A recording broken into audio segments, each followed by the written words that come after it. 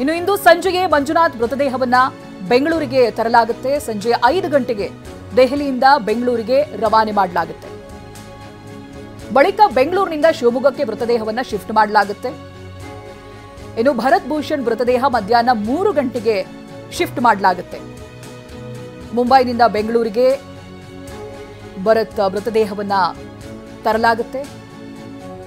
ದೆಹಲಿಯಿಂದ ಮುಂಬೈ ಬಳಿಕ ಬೆಂಗಳೂರಿಗೆ ಮೃತದೇಹವನ್ನ ರವಾನೆ ಮಾಡಲಾಗುತ್ತೆ.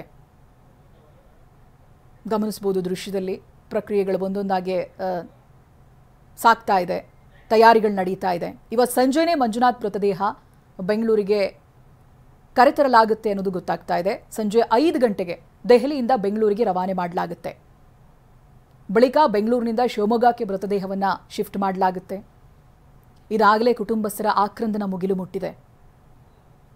ಪ್ರವಾಸಕ್ಕೆ ಅಂತ ಹೋದವರು ಈ ರೀತಿ ಶವವಾಗಿ ಮನೆಗೆ ಬರ್ತಾ ಇದ್ದಾರೆ ಅಂತ ಹೇಳಿದ್ರೆ ಕುಟುಂಬ ಹೇಗೆ ಸಹಿಸಿಕೊಳ್ಳೋದಕ್ಕೆ ಸಾಧ್ಯ?